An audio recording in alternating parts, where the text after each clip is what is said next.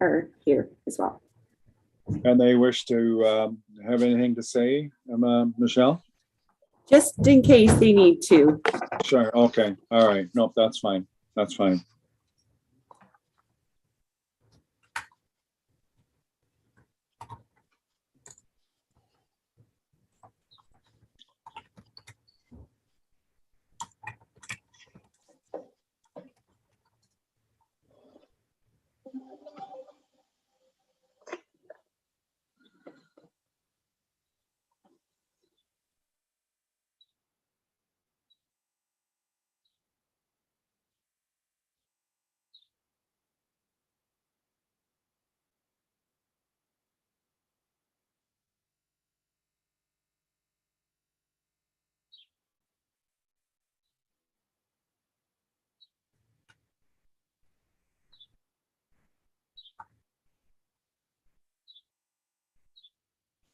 Okay, we're live.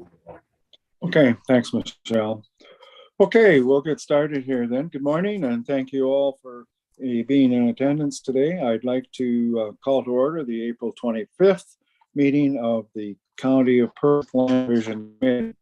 I would like to make note that what will be shown on the screen for those viewing at home is our remote meeting platform, whereby whoever is speaking will be shown predominantly, with smaller images of the members and staff attending along the edge of the screen. The agenda for this meeting hearing has been posted online at perthcounty.ca. If you want to follow along, please feel free to access it now. I will remind all committee members, staff, and any others participating in the meeting to please mute your microphones when not in use to reduce the feedback. As this meeting is being held remotely, there are some procedural changes regarding how the committee will vote. The Secretary Treasurer will call each of the members' names, and each member will respond if they are in favor or opposed to the motion, and the chair will announce the results of the vote. Before we proceed, I will confirm the attendance of the committee members by roll call. So Michelle, I'll let you do that for me, please. Warden Aitchison. Yep. Councillor Herlick. Here. Councillor Duncan. Yes. Deputy Warden Agats. Here. And Councillor McKenzie. Here. So it looks like we're all in attendance. Very good. Thank you. First item on the agenda then is the confirmation of the agenda and motion that the April 25th, 2022 agenda be approved. We have a mover and seconder for that. Warden Aitchison and Councillor Duncan. Michelle, I'll let you conduct the vote, please. Warden Aitchison. Yes. Councillor Herlick. Yes. Councillor Duncan. Yes. Deputy Warden Agats. Yes. And Councillor McKenzie. Yes, so the result of that motion is that the agenda has been approved. Does anybody have a conflict of interest with anything on the agenda at this time? Okay, don't see any hands going up. So the next item then is the minutes from the February 28th Land Division Committee meeting, and a motion that that we approve those minutes from February the 28th would be in order. Do we have a mover and seconder for that? Deputy Warden Agats, and a seconder, Councillor Herlick. And Michelle, I'll let you conduct the vote again, please. Okay, Warden Aitchison. Yes. Councillor Herlick. Yes. Councillor Duncan. Yes. Deputy Warden Agats. Yes. And Councillor McKenzie. Yes. So those minutes have been approved then unanimously. The next is the hearing of applications for consent. And Michelle, you want any comments on that one? We don't have any this month. Right. Okay. So it brings us down to the reports. And we receive a motion that we receive the consent file status, but we'll let Michelle update us on that, I guess, first. For sure. Thank you. Just a couple highlights. So as of April 18th, we had 10 new consent applications, several of which had already been circulated or are preparing to go to local councils. We have 6 applications that are currently in process and 8 applications that have been approved through the delegated authority process. 9 applications have received final approval for which a certificate of official was created. And currently there are 3 applications that are on hold for various reasons. B3221 is on hold as the applicant is making the house habitable and is working with our students. The B3420 is waiting on an archaeological assessment, and B3121 is on hold until OPA 205 goes to County Council, hopefully next month. The consent application has been endorsed at the local council though, so it should be moving forward in the next couple months. Does anybody have any questions? Any questions for Michelle on that? Okay, I don't see anybody putting their hand up. So the motion then would be that, as I read before, I guess, that the Perth County Land Division Committee receives the consent file status report. Do we have a mover and seconder for that? Warden Aitchison, and seconded by Deputy Mayor Agats, or Deputy Warden Agats, rather. All those, Michelle, you can conduct the vote, please. Absolutely. Warden Aitchison, Yes. Councillor Hurlick, Yes. Councillor Duncan, Yes. Deputy Warden Agats, Yes. and Councillor McKenzie. Yes, so that is carried. All right, bringing us down to the next item, and that is with regards to a severance that was deferred from the last meeting. And Michelle, I'll let you give us the information with regards to that one. Actually, that will be Sally. Sally's going to update us. Okay, sorry, Sally, go ahead.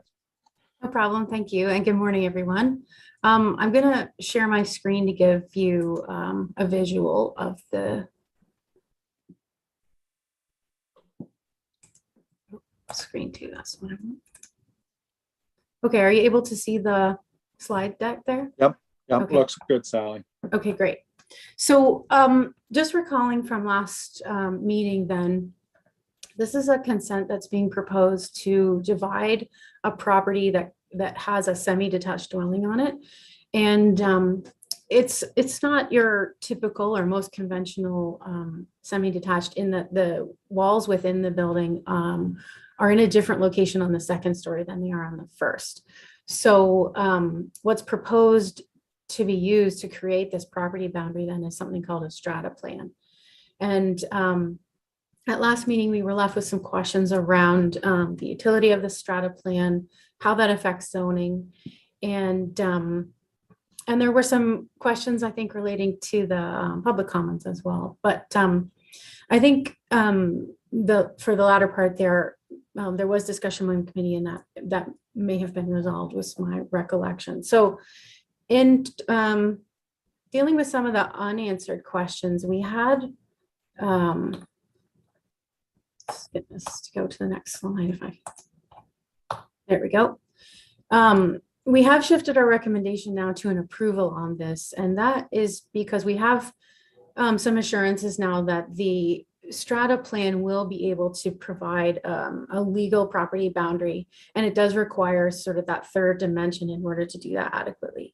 So what we also learned in consulting a little bit more and doing a bit more research about this type of severance, because it is a sort of a new mechanism that we're seeing, is that if you look at the photograph there, the balcony itself doesn't align necessarily either with the walls on the inside of the building, nor does the peaked roof there and some of the detailing on that roof. So one of the things that we learned was that the strata plan should really incorporate the entirety of that balcony and the peaked roof in that property boundary. So not only will we likely see we will see a difference in the location of the property boundary on the inside of the wall, but that's also going to be slightly different from the location on the outside of the structure. So the reason being, and it's quite practical when you think about it, is that if one of these property owners owns that little chunk of the balcony, but the remainder of the balcony, the majority of the balcony is owned by another person, and there's an accident on the balcony, then there is a shared liability. But it's very tricky for the owner of that tiny portion to maintain, to look after that balcony. So from a practical sense, the advice that we received was to ensure that the strata plan incorporates these features on the external walls of the building as well. So being that we know now that the legal property boundary can be achieved with the strata plan, that removes the sort of the one big policy concern that we had with this application, which was zoning. So once that line is legally established, then there would not be an encroachment factor for zoning. And so what we've done is we've provided some conditions here to make sure all of these things are captured in finalizing this severance, so that the legal property boundary be captured on the strata plan, that it includes the internal and the external features. And that includes the entirety of the balcony and the peak. A party wall agreement was also recommended. It's somewhat of a common thing on semi-detached buildings where there will be some shared interest in the repair and maintenance and access to the roof that they share, and that I did put a condition in as well. It's a bit of a generic condition. It's condition 11, and I put that in there so that the municipality of North Perth would be able to make sure that all of the things that they are responsible for, such as the firewall with inside, that they would have some assurances that that is up to code before the severance was finalized. So they've made that request for some more information from the owner, and that condition 11 gives them some latitude to make sure that they've received it before the consent would be finalized. And I worded it in a generic way rather, because this is a unique building. It's a unique setting. And I thought it was important that the municipality have that sort of catch-all, if you will, that if something else comes up, we can deal with it, like something technical, we can deal with it without having to modify those conditions. And that, I think, has advantages for both the applicant and for the municipality.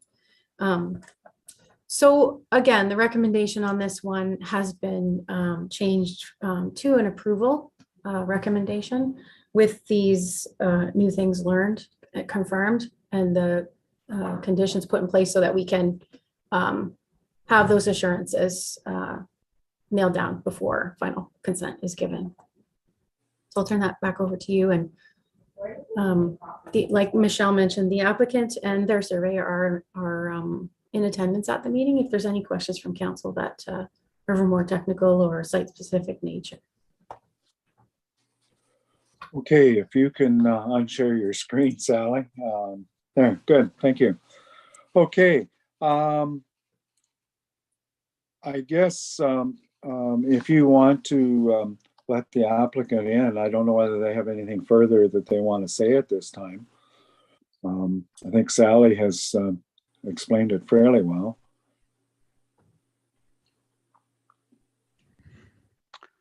Hello, this is Jeff Buseman. Am I live? Yes, you are very much live. I can't see you, but I can hear you. So you're very much. If you have anything further that you would like to add, you could add it at this time, I guess. No, I think it's been explained well, and I appreciate staff's review of looking at this a little closer and so forth. We did already set up the reference plan to include all of that porch on the front of that second level deck. That's really shown on the reference plan quite well on one of the details or two of the details in the plan, but that's a technical thing more than anything else. The reference plan does need to be amended to reflect that it should go through the peak at the top. And so that's good. So I'd say we're happy with where we're coming, and we ask for support for this severance. Right, good. Okay, thank you. Is there any questions from the committee members at this time? Don't see anybody's hand going up, so I guess that is a good sign. Okay, we do have a recommendation here. And with your approval, I won't go through the 11 conditions. You've had them you've certainly had them all weekend to look at. So I'll just refer to the 11 conditions, and that'll be part of the approval. So the motion that we have here is the Land Division Committee receives the supplementary report reapplication for consent to sever B3721 Cobblestone Diversions Inc., care of Cameron Gerber report, and that Land Division Committee approves the consent application B3721 Cobblestone Diversions Inc., affecting lands described as Lot 82 and 83, Registered Plan 168, the listable ward, Municipality of North Perth, 220 Alma Street East, subject to the following 11 conditions. And I guess if you want them read, I can, but you've had them all weekend. So do we have a mover and seconder for those, for that motion? Warden Aitchison and Deputy Warden Agats. Last call, any questions? Michelle, I'll let you conduct the vote, please. Okay, Warden Aitchison, Yes. Councillor Hurlick, Yes. Councillor Duncan, Yes. Deputy Warden Agats, Yes. and Councillor McKenzie. Yes, so that resolution has been carried. Thank you. Brings us down to the next item, correspondence. I don't believe we have any, do we, Michelle? Nope, nothing there. No appeals that I'm aware of. Any other business at this time? Don't see any. We don't have a closed session, I do not believe. So our next meeting is May the 30th. And if there is nothing further to discuss other than a motion to adjourn, I think we're good to go here. So I would take a motion that the meeting be adjourned at 9:47. Councillor Duncan, thank you. And seconded by Councillor Hurlick. And Michelle, I'll let you conduct the first or the final vote here. Warden Aitchison, Yes. Councillor Hurlick, Yes. Councillor Duncan, Yes. Deputy Warden Agats, Yes. and Councillor McKenzie. Yes, so the meeting has been adjourned. Thank you. Thank you. Have a great day, Have a everyone. great day. Yep, we'll see you. Take care. Bye. Have fun.